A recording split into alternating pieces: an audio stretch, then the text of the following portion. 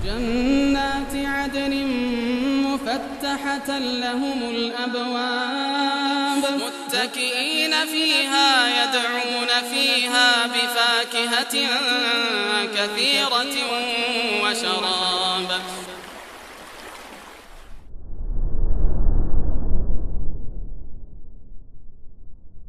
Assalamualaikum warahmatullahi wabarakatuh.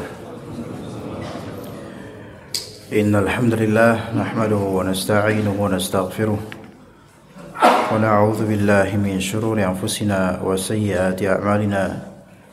May yahdihillahu fala mudilla lahu wa may yudlil fala hadiya lahu. Asyhadu an la ilaha illallah wahdahu la syarika lahu wa asyhadu anna Muhammadan 'abduhu wa rasuluhu la nabiyya ba'dahu. يا أيها الذين آمنوا اتقوا الله حق تقاته ولا تموتن إلا وأنتم مسلمون فإن أصدق الحديث كتاب الله وخير الهدي هدي محمد صلى الله عليه وسلم وشر الأمور محدثاتها وكل محدثة بدعة وكل بدعة ضلالة وكل ضلالة في النار. أما بعد. Para jemaah sekalian rahimani wa rahimakumullah, insyaallah kita lanjutkan kajian kitab Ad-Da' wa Dawa karya Ibnu Qayyim al-Jauziyah rahimahullah. Pembahasan kita masih di efek buruk maksiat, di poin maksiat melemahkan hati dan badan, dan juga poin berikutnya adalah maksiat menghalangi ketaatan. Kata Ibnu Qayyim al-Jauziyah rahimahullah, wa minha, yaitu wa min athari dzunub, di antara efek-efek dosa, bahwasanya annal ma'asi tuhinul qalba wal badana, bahwasanya maksiat itu memberikan wahan, memberikan kelemahan hati dan juga badan, melemahkan hati. Maka dikatakan oleh beliau, amma wahnuha lil qalb fa amrun zahir bal la tazalu tuhinu hatta tuzila hayatahu bil kulliyah. Dampak buruk maksiat dengan melemahnya hati merupakan perkara yang sangat tampak dengan jelas, bahkan akan senantiasa memperlemah hati itu hingga berhasil memadamkan cahaya hati secara keseluruhan, enggak ada semangat untuk kebaikan. Seseorang ketika hatinya gelap, dia lemah untuk taat, mager, malas. Dan kalau kita mendapatkan kondisi diri kita kok dari segi ketaatan, kenapa di masa lalu itu lebih mudah untuk taat dibandingkan sekarang, berarti ini karena maksiat. Jadi kalbunya lemah. Kalbunya lemah. Dan itu bisa kita lihat deh, kalau misalnya dulu kita ketika masih cukup muda, masih nurut sama orang tua,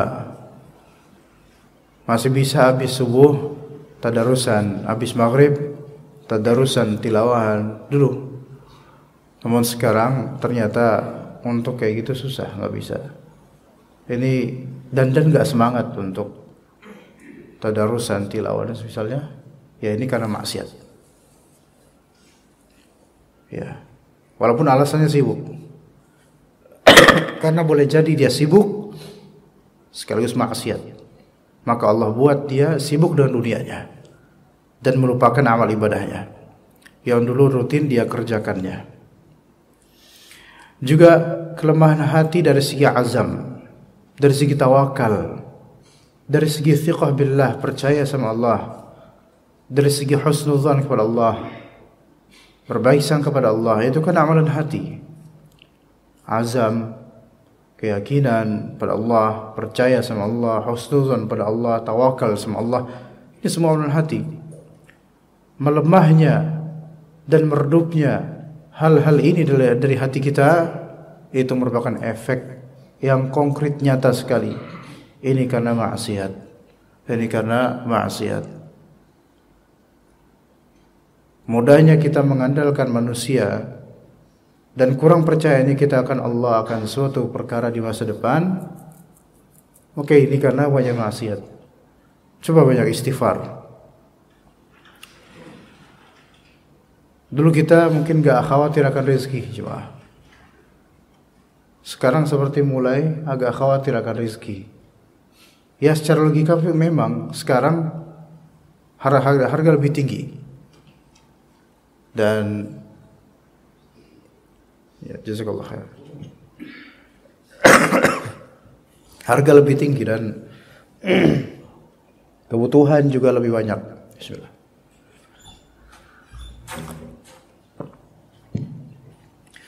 Sehingga banyak yang harus dipertimbangkan. Maksiat ternyata membuat kita itu keletihan dalam berpikir soal masa depan. Maksudnya masa depan dunia kita. Ketika saya di rumah sakit, di suatu rumah sakit, di tempat perawatan ya,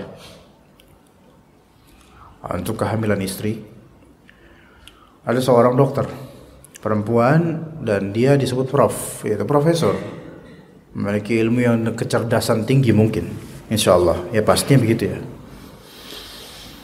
Sedang memberikan semacam training dan diklat untuk para dokter-dokter binaannya. Ya. Jadi dalam satu kamar itu mungkin kelasnya ekonomi jadi 6 orang. Dan ada ibu-ibu lain yang juga pasca lahiran atau mungkin kasus lain. Ada salah satu ibu yang diinterview oleh profesor ini. Bu profesor ini. Anaknya berapa bu sekarang? Oh 2 katanya. Kata pasien, ibu pasien ini. Oh ya udah, ya bagus itu cukup dah. 2 aja cukup, udah nggak usah lebih bu ya. Kan udah 2 udah cukup anak itu dah. Saya mendengarnya itu sedih sebenarnya. Dalam hati saya itu pengen berontak dengan mengatakan bahwasanya bapak saya itu anak pertama dari 8 bersaudara. Dan saya anak kedua dari 8 bersaudara. Dan keluarga saya keluarga besar. Artinya kok orang zaman dulu itu namanya punya anak banyak itu nggak takut sama rezeki. Kenapa kok ini yang intelijensinya harusnya lebih tinggi, kemudian rezeki itu mengalir begitu saja kok malah memberikan statement yang tidak edukatif soal tawakal akan rezeki gitu loh. 2 aja cukup ya, 2 cukup ya. Mungkin setelah itu harus KB gitu atau bismillah. Atau harus disterilkan tanpa adanya hal yang darurat. Dan lebih mungkin miris lagi belakangan ini, mungkin sepekan lalu disebutkan oleh CNBC Indonesia bahwasanya fakta baru yang terjadi di Indonesia ini diantaranya adalah anak muda milenial ini takut nikah. Ya, takut nikah. Bismillah. Dan antum bisa membuktikan sendiri Pak. Di kantor-kantor sekarang, mungkin sebagian bapak-bapak udah pensiun. Di kantor-kantor manapun sekarang, saya tidak menyebutkan institusi apapun, saya nggak disebutkan, tapi Anda tahu. Banyak sekali pemuda-pemudi yang belum nikah walaupun usianya, seandainya Anda dulu seusia segitu, mungkin punya anak 2. Tapi belum nikah. Alasannya aja. Belum laku lah, yaitu kasarnya ya, yaitu ya pastinya begitu mungkin. Belum jodohnya ya, iya belum jodohnya memang. Tetapi untuk pacaran iya. Bercanda dengan lawan jenis di kantor iya. Kenapa nggak nikah? Gitu kan. Usia 30, perempuan. Dibilang cantik mungkin banyak yang cantik. Kerja di kantoran banyak Pak. Yang single belum nikah sama sekali. Kemana para laki-laki ini? Kemana mereka? Dan kemudian kalau diinterview oleh orang-orang, oleh ahlinya, mereka mengatakan belum siap, takut, hatinya itu melemah. Ya coba sekalian. Dibandingkan dengan sebagian dari bapak-bapak yang mungkin sudah memiliki cucu, Pak. Membekali anak Anda selama ini ya, untuk tawakal, rezeki dari Allah. Ada kekuatan hati, kenapa? Karena mungkin zaman Bapak dulu belum banyak maksiat yang tersebar. Belum ada medsos. Bahkan mungkin sebagian dari bapak sini boro-boro punya medsos gitu kan. Ngetik aja susah, nggak bisa ngelihat, mungkin gitu. Ternyata memang kemaksiatan semakin banyak kita konsumsi memang begini. Azamnya itu mengecil. Dan kemudian setelah saya lihat di komentar di YouTube tersebut, di video tersebut, tentang fakta baru Indonesia saat ini, yaitu anak muda banyak yang malas atau takut nikah. Ya, belum lagi ada kabar lain, sebagian dari anak muda yang udah menikah itu memilih komitmen untuk child free. Child free itu nikah tapi nggak mau punya anak. La haula wala quwwata billah. Putus dong, mati terus. Kemana warisannya? Buat anak. Ya. Buat siapa warisannya? Putus sudah nasabnya, child free. Alasannya apa? Nggak mau direpotkan anak. La haula wala quwwata billah. Nggak mau nyari pahala nih orang gitu. Seberapa cacat sih mereka ini? Tuh lihat, azamnya kurang, semangatnya kurang untuk mencari pahala, Pak. Dosa. Kalau saya lihat komentar-komentarnya banyak netizen itu kan di YouTube, saya bilang, Romin ribuan komentar, Pak. Ribuan, karena ini video 1 pekan lalu. Masih update berarti. Rata-rata itu mendukung anak-anak muda sekarang takut nikah. Bahasanya takut nikah loh, Pak. Bukan waspada akan nikah, bukan bersiap-siap nikah dengan matang, bukan takut nikah itu. Tapi didukung oleh banyak netizen. Oh bagus ini baru anak muda yang punya pemikiran dan seterusnya. Salam. Sekarang tuh zina itu merebak. Ya. Tapi ini gak pada takut. Maksiat dipermudah. Tapi untuk ibadah kecil azamnya. Karena apa? Ya maksiat ini. Maksiat. Makanya kalau misalnya mohon maaf anak kita ada yang pacaran, stop. Kamu kalau mau nikah. Tapi belum cukup usia, ya udah nggak usah mikirin seksual atau hubungan flirting dengan lawan jenis. Belajar, cari modal, cari bekal, bersiap. Nikah itu nggak sementara, ibadah lama. Ya kecuali kalau terjadi perceraian, ya ibadah kayak itu. Bersiap, gitu. Siapnya bukan cuma uang, gitu kan? Ya. Karena tentu kebutuhan pernikahan dan bahtera rumah tangga di zaman sekarang itu lebih complicated dibandingkan zaman bapak-bapak ketika masih awal-awal nikah, Pak. Jauh sekarang itu apa-apa tuh bayar semuanya.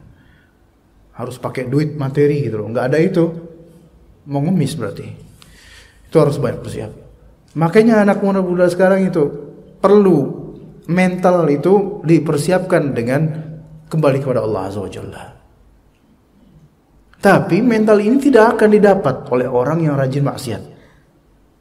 Karena efek dari maksiat ini mental lemah. Tawakalnya kepada makhluk. Kurang percaya sama Allah. Merasa bahwasanya Allah belum mencukupinya. Merasa bahwa yang Allah takdirkan sekarang itu enggak tepat buat dia. Na'udzubillah min dzalik. Ya, itu untuk hati, Pak. Ketika hati sudah dirusak dan dilemahkan oleh maksiat, jangan tanya anggota tubuhnya. Lemahnya gimana? Malesnya gimana? Kemudian kata Ibnu Qayyim rahimahullah, wa amma wahnu halil badan fa innal mu'mina quwwatuhu min qalbih. Adapun pengaruh maksiat terhadap badan yang melemahkan badan, yaitu dikarenakan kekuatan seorang mukmin itu bersumber dari hati. Ya. Wa kullama qawiya qalbuhu qawiya badanuhu. Maka jika hatinya kuat, badannya juga kuat. Ini dalam konteks apa, Pak? Bukan dalam konteks medis sebenarnya. Kita nggak bicara kedokteran. Kita sedang berbicara keagamaan. Maksudnya nggak kuat badannya ini adalah tidak kuat dalam menjalani ketaatan atau menghindari keburukan. Nggak kuat. Karena hati nggak kuat. Ya badannya keikut dengan hatinya. Kata Nabi SAW, fa inna fil jasadi mudghah, idza saluhat saluhal jasadu kulluh, wa idza fasadat fasadal jasadu kulluh. Di dalam diri ini, di kita ini, di jasad kita ini ada mudghah, segumpal daging.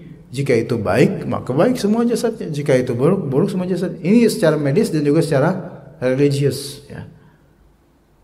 Tapi kita bicara secara religiusnya, religiusitasnya. Maka berawal dari hati. Kembali ke hati. Sampai di bahasa Indonesia, waspada itu disebut hati-hati. Ya. Di bahasa Inggris, take care, be aware, ya, watch out, gitu kan? Itu hati-hati, gitu kan? Di Indonesia, hati-hati sih, ya. Hati-hati. Kenapa dengan hati, gitu loh? Kenapa organ ini yang disebut oleh kita semua Indonesia? Ada filosofi baik di balik ini sebenarnya, Pak. Karena hati, pusat perhatian kita ke hati, supaya mikir, dan pusatnya di situ pikiran itu, bukan di otak. Otak sekretariat, Pak. Pikiran aslinya di hati, otak hanya pembantu, berkhidmat untuk hati. Pemahaman itu di hati, ilmu itu di hati. Adapun otak ini sekretariatnya. Ya penting juga memang, tapi bukan sumber dan bukan asal. Makanya jadi kita hati-hati, Mas. Nggak ada otak-otak, Mas. Otak-otak jualan nanti jadi. Hati-hati. Pakai hati. Nah, hati-hati ya, nak ya. Nggak ada. Nah, otak-otak ya, nak. Wah, nggak ada, Bu. Nggak ada di otak-otak. Jualan dong. Ya, hati-hati. Itu mungkin kadang kita nggak sadari hal itu, Pak. Titi DJ ya. Artinya apa? Hati-hati di jalanan. Ya di jalanan hatinya dijaga gitu loh. Tetap waspada hati ini gitu loh. Melihat sesuatu. Diwaraskan hatinya, jangan gila di jalanan gitu. Hati-hati di jalanan. Itu di Indonesia ya. Saking orang Indonesia itu Masya Allah dengan hati mereka. Di Arab enggak gitu. Intabih, kalau hati itu intabih, ihzar dan semisalnya. Bukan qulub, hati-hati, yang enggak, dia enggak gitu. Qalb enggak gitu. Ya. Walaupun sebenarnya hati-hati juga bahasanya kurang tepat, harusnya jantung-jantung ya. Karena hati itu liver, Pak. Masa liver-liver? Hati yang dimaksud di sini adalah hati secara maknawi, bukan hati yang disebut jantung secara fisiknya. Karena qalb atau heart itu ada dua. Satu yang sifatnya fisik konkret, yang berdegup ini. Yang kedua yang sifatnya ruhi, nurani. Itu yang disebut qalbu nurani, itu yang kita bilang hati-hati, hatiku, ya itu hati. Ya. Kemudian kata Ibnu Qayyim, al-fajir, adapun pendosa, orang yang berdosa, fa innahu wa in kana qawiyyal badani fa huwa adhafu syai'in 'inda al-hajah. Fatakhunuhu quwwatuhu ahwaja ma yakunu ila nafsihi. Adapun pendosa itu orang yang paling lemah ketika dibutuhkan, meskipun memiliki tubuh yang kuat. Kekuatan tersebut justru tidak hadir pada saat dirinya benar-benar membutuhkannya. Karena maksiat menyebabkan tubuh kita berkhianat. Ya.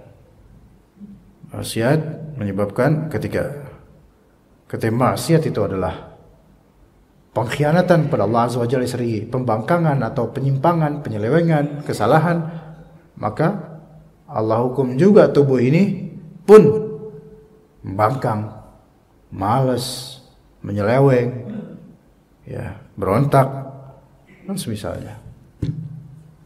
Ya. Jadi Kekuatan yang justru kita butuhkan di tubuh ini nggak hadir ketika kita butuh.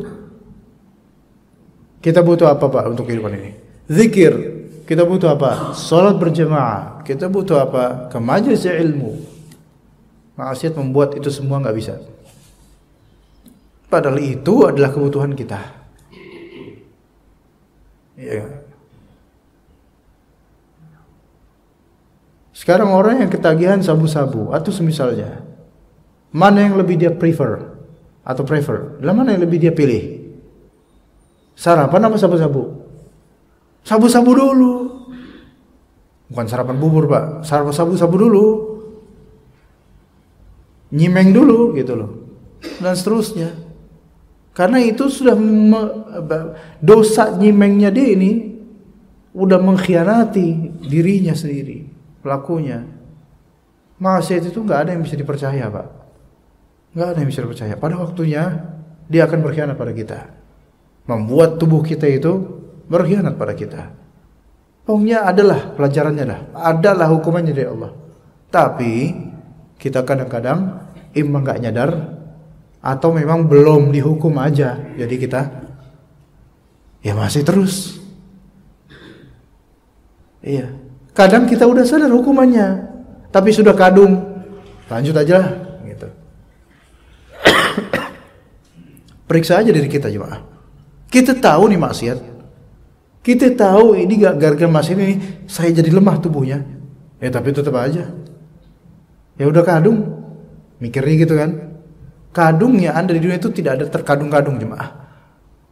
Udah kadung tuh apa ya? Udah terlanjur. Sebenarnya di dunia ini nggak ada keterlanjuran untuk masalah ini, maksiat itu nggak ada istilah keterlanjuran. Karena selama nafas masih ada di raga, masih ada kesempatan taubat. Nggak ada terlanjur-terlanjuran. Orang berbuat syirik separah apapun di dunia masih hidup, taubat masih bisa. Membunuh 99 orang, taubat masih bisa. Bahkan 100 orang, taubat masih bisa. Nggak ada alasan terlanjur Pak sebenarnya untuk maksiat di dunia ini, nggak ada alasan itu. Itu alasan setan sebenarnya, nggak ada alasan terlanjur. Iya, mungkin dari segi kejadian terlanjur, tapi untuk next time nggak ada istilah terlanjur. Wah saya udah terlanjur jadi penjahat, ya nggak bisa gitu dong. Taubatlah. Nggak bisa gitu. Kamu profesinya apa? Wah saya, kata ibu-ibu ini, saya kupu-kupu malam Pak. Ya pelacur dong. Iya Pak, udah kamu besok-besok jangan gitulah. Kamu kan punya suami. Justru suami saya mendukung Pak, karena lumayan sih. Wah, Masya Allah. Gimana sih? Udah taubatlah. Bilang ke suami mau taubat. Ya Pak, saya udah terlanjur di dunia seperti ini. Ya nggak bisa kayak gitu alasannya.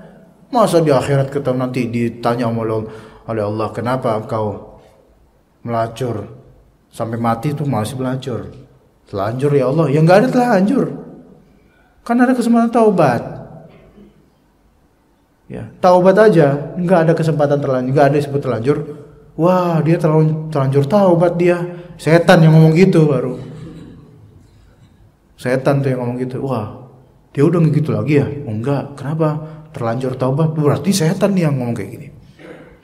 Taubat aja nggak disebut terlanjur. Maksiat nggak ada terlanjur untuk besok. Ya stop aja. Bismillah. Ya, fa idza azamta fatawakkal 'ala Allah. Jika engkau berazam menyetopnya, ya tinggal tawakal sama Allah. Serahkan urusan kepada Allah. Ya. Jadi ketika azan, kebutuhan diri kita adalah mendulang pahala untuk sholat berjamaah. Ketika tahu masuk waktu sholat misalnya, itu kebutuhan kita. Tapi mager. Mungkin kadang-kadang kalau bolong sekali, 2 kali itu ya manusia lah, kita banyak yang seperti itu. Tapi emang karena maksiatnya banyak, ya setiap waktu azan mungkin kecuali maghrib nggak pernah datang di masjid. Nggak merasa bertanggung jawab akan itu. Malas. Bahkan sebagian bapak-bapak lebih memilih telanjang dada sampai selempang handuk sambil ngerokok di teras rumah, dengar azan maghrib, ambil ngopi. Mohon maaf kalau ada yang seperti ini. Ya. Anda mendengar azan maghrib, orang-orang pada sholat berjamaah. Mau sholat berjamaah berat. Lah kenapa kada tadi bersiap-siap? Tadi nabun, ya. Bakar sampah dulu, ya Allah. Emang berapa jam sih bakar sampah Pak? Gitu, ya kan? Jadi berat. Tuh, berat. Apalagi sholat subuh, gitu kan? Ini udah bagus nih, alhamdulillah, masya Allah. Banyak anak mudanya. Lah kalau kita lihat dulu, yang bangkotan doang yang sholat subuh. Mungkin karena ingat akhirat itu juga, atau didikan lamanya seperti itu, alhamdulillah. Ini udah kemajuan yang bagus gitu, alhamdulillah. Semoga semakin meningkat di Bekasi ini jemaah sholat subuh. Gak harus nunggu suling atau jamus dulu. Ya, kadang ada subuh keliling rame itu. Kalau bisa memang selalu rame gitu loh. Karena kesadaran, hatinya kuat, badannya kuat. Bapak-bapak yang sekarang masih tahajud, atau orang-orang tua kita yang setiap jam 3 selalu bangun padahal gak pakai alarm, karena hatinya udah ada jadwal tuh. Alarmnya di sini. Kalau alarm sudah sampai sini, nggak ada alarm jam, tetap Allah akan bangunkan. Dari sini alarmnya.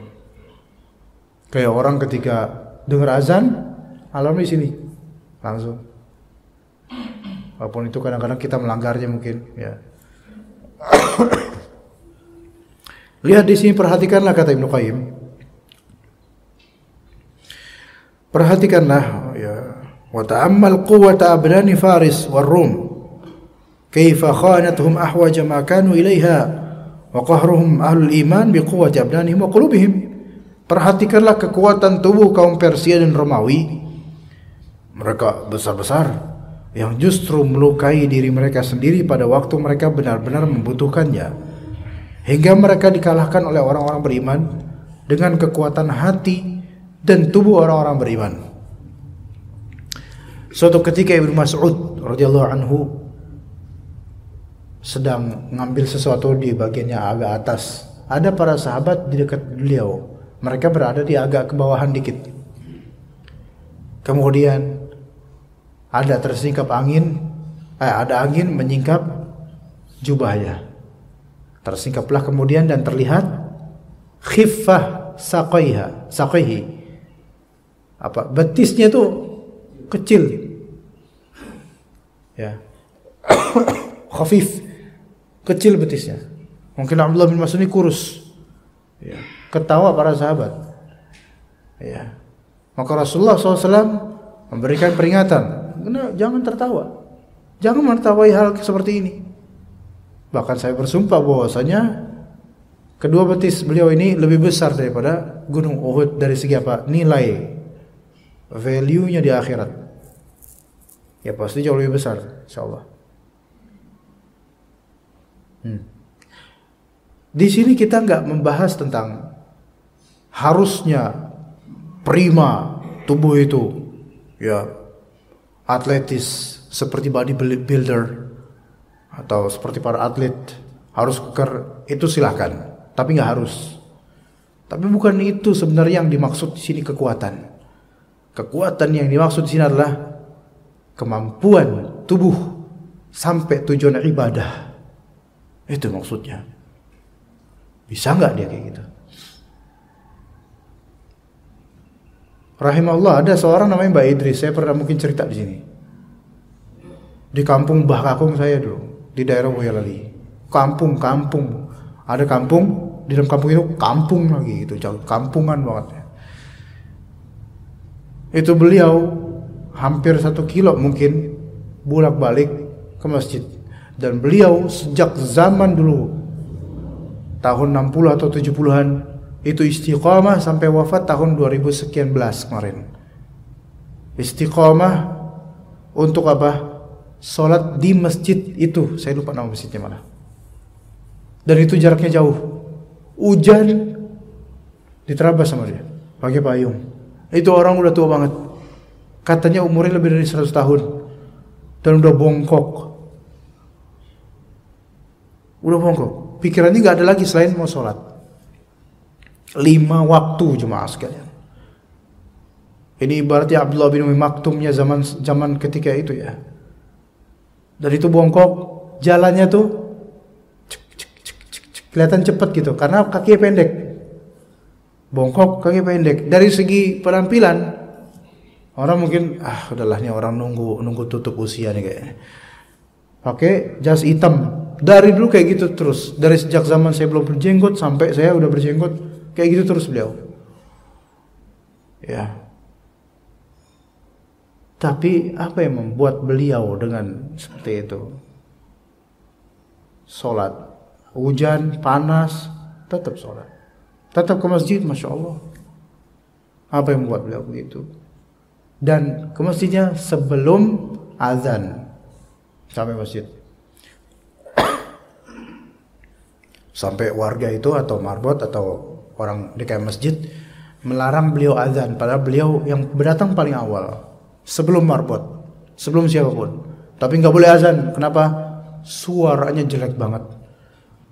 Bikin orang taubat mungkin suaranya itu. Tapi bukan di situnya. Kita melihatnya ternyata kekuatan orang ini mungkin bukan di suaranya. Karena suaranya mengesalkan memang.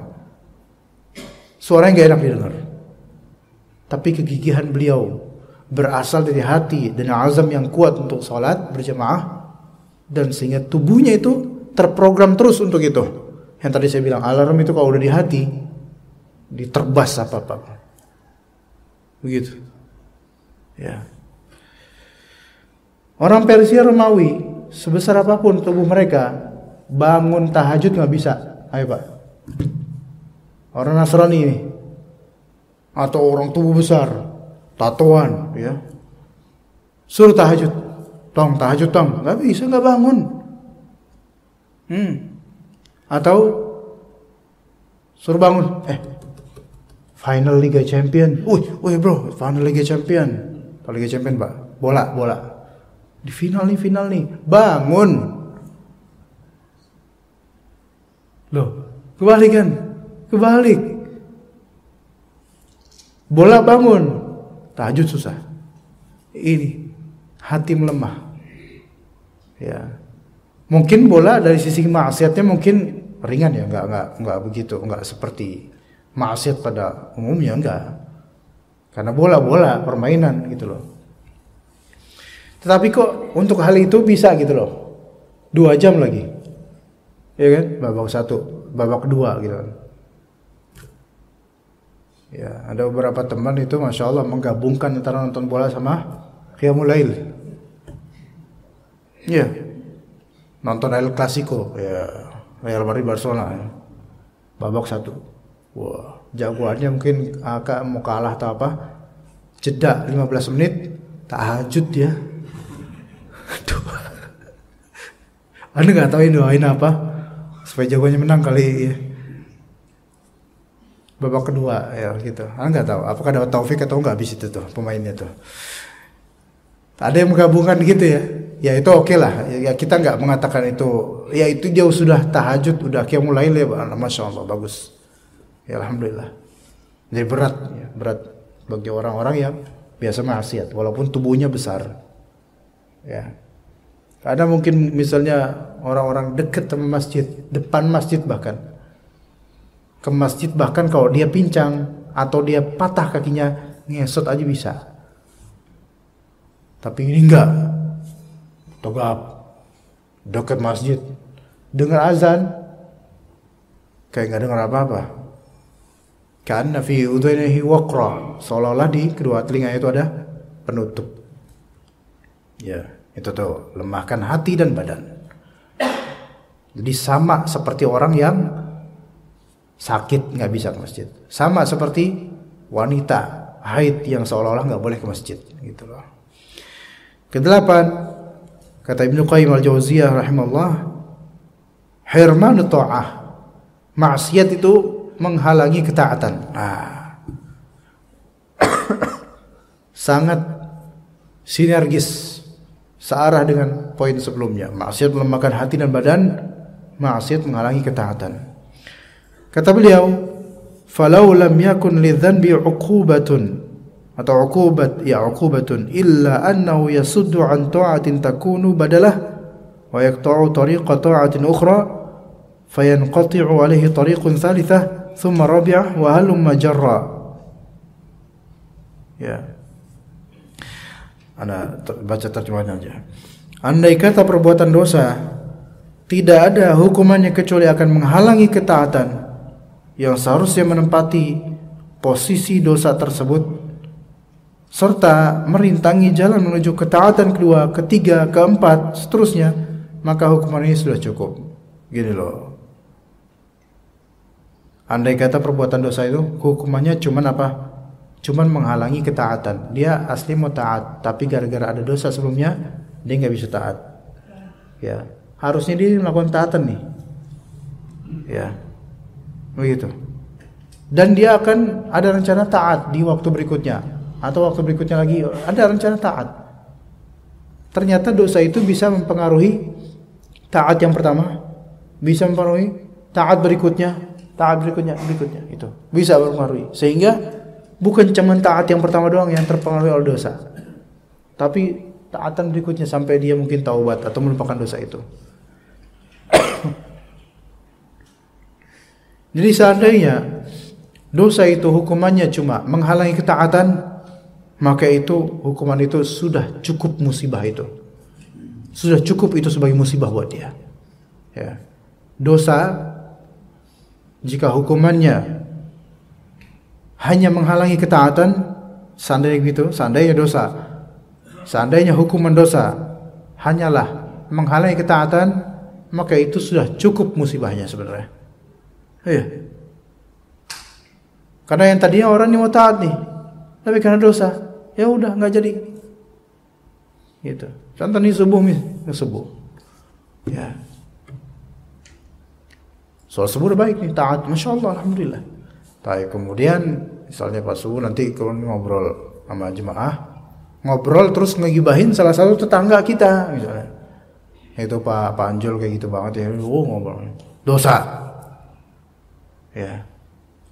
Terus tadinya ada niatan nganter istri ke pasar, ini ibadah. Setelah dari makan, kalau nanti ada bubur atau apa gitu, soto atau apa misalnya kalau ada ya nanti pulang ini nganterin istri ke pasar, itu kan ibadah tuh. Tapi pas di majlis makan bubur itu, makan soto sambil ngibahin tetangga misalnya, itu dosa, bukan ghibah yang hak ya. Maka kemudian gara-gara ghibah itu, dia pas pergi ke rumah, dia cerita dong ke istrinya juga.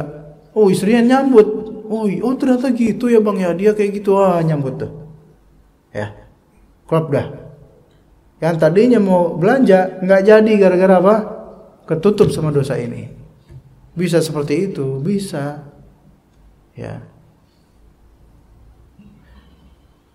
Termasuk dosa di media sosial atau di YouTube, melihat sesuatu yang tadinya kita ada rencana begini begitu, nanti ternyata gara-gara ketagihan ini udah keserok itu apa rencana-rencana ketaatan hilang. Tuh gitu Pak, kita rasain sendiri sekarang Pak. Dulu untuk kerja on time bisa kita, dulu untuk ibadah on time bisa, kita mudah menepati janji. Sekarang kita hobi terlambat dengan alasan Indonesia jamnya karet, padahal dia pakai jamnya aluminium atau stainless steel. Jamnya ngaret gitu, molor. Ya. Sehingga ketaatan atau kedisiplinan berkurang. Iya. Boleh jadi mengikis kedisiplinan kita ke masjid, bisa juga. Yang dulunya azan langsung ke masjid, setelah punya HP maka nunggu qomat. Ya enggak? Bahkan bukan hanya nunggu qomat. Udahlah, kan enggak harus kan di masjid, bisa juga di rumah sah insyaallah gitu. Karena sibuk nonton. Tuh. Dan itu bisa berpengaruh ke ketaatan berikutnya. Pak ini apa nih Pak? Apa belum ya? Belum. 10 menit lagi. Gitu Pak.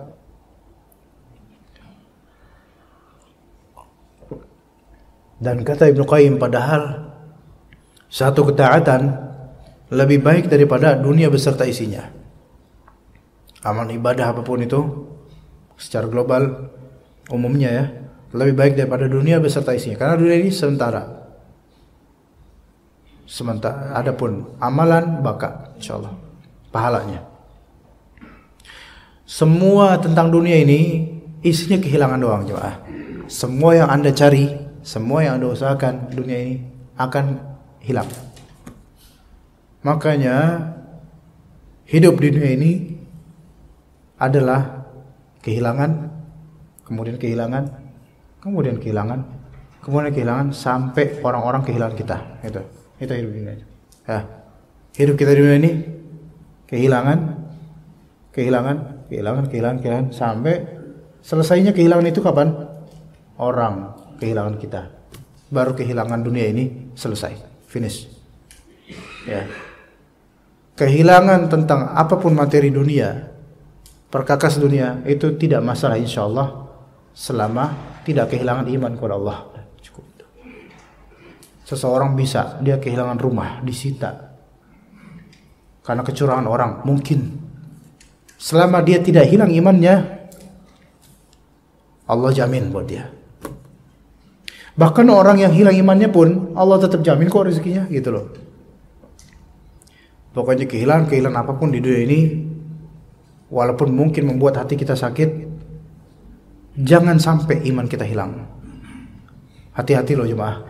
Sebagian orang kehilangan dunia sekaligus imannya. Nauzubillah min dzalik. Kehilangan salah sebagian dari dunia sekaligus apa?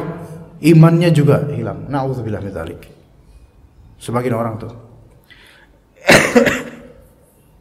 Ya. Satu ketaatan lebih baik daripada dunia beserta isinya. Maka kehilangan kebiasaan satu ketaatan itu seperti kehilangan satu dunia dan seisinya. Hal ini bagaikan seorang yang memakan suatu hidangan yang menyebabkannya sakit berkepanjangan, sehingga dia tidak bisa lagi menikmati berbagai hidangan yang lebih enak daripada hidangan tadi. Ada beberapa spesialis di bidang medis ditanya, Pak atau Bu Dokter, lebih baik mana sih orang yang sensitif untuk virus dan penyakit, dia sensitif sehingga tubuhnya cepat memberikan alarm, atau orang yang memang kuat tapi sekali sakit banget gitu. Sebagian dokter mengatakan memang yang lebih merepotkan itu biasanya yang sensitif.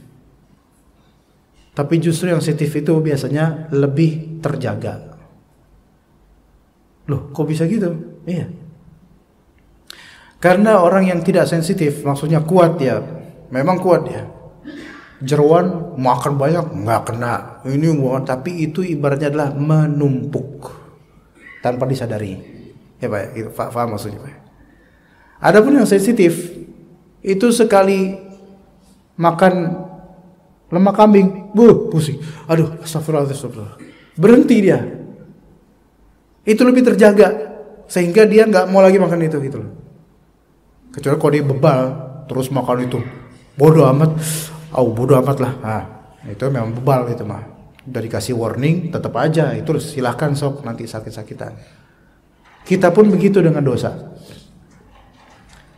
Lebih sensitif dengan dosa itu lebih afdol daripada merasa aman. Karena merasa aman itu sebenarnya menumpuk, tapi belum Allah kasih hukumannya. Gejalanya belum Allah kasih. Mendingan sensitif dan langsung diberi hukuman. Supaya apa? Terhapus dosanya, supaya jerak. Walaupun nanti ya gitu lagi, dihukum lagi gitu. Kan innallaha yuhibbut tawwabina. Sesungguhnya Allah Ta'ala mencintai orang yang sering bertaubat, sering rujuk, sering kembali kepada Allah. Ya begitu. Jadi sensitif terhadap dosa itu lebih afdal. Merasa segala kesulitan ini gara-gara dosanya sendiri, itu lebih afdal. Ya sebagaimana ketika itu kita pernah mengatakan, Disebutkan oleh sebagian dari salaf, aku pernah bermaksiat kepada Allah, lalu kurasakan bahwa kemaksiatan itu mempengaruhi tingkah laku istri dan hewan tungganganku. Jadi kalau istri bebal, ada salah kita sama Allah. Hewan tunggangan kita macet, ada salah kita sama. Bahkan misal lagi naik gini, bensin habis tengah jalan. Benar secara logika keduniaan, ini bensin habis. Tapi secara tazkiyatun nufus, saya pernah punya dosa sama Allah, maka Allah persulit saya urusan ini. Sebagian salaf akan menambahkan, bahkan kelakuan tikus di rumah saya itu akibat dosa saya. Tikus di rumah, ada tikus di rumah, itu kan menyebalkan gitu loh, mengganggu. Ini karena dosa saya nih. Itu untuk tazkiyatun nufus, untuk diri kita ya. Ini nggak boleh kita refleksikan. Ada tetangga di rumahnya kelewat tikus, pasti ini punya dosa dia. Enggak gitu. Itu nuduh nanti macam-macam, jangan. Iya. Terus misalnya ada fogging, kecoa keluar banyak banget di rumah orang ini. Banyak dosa lo.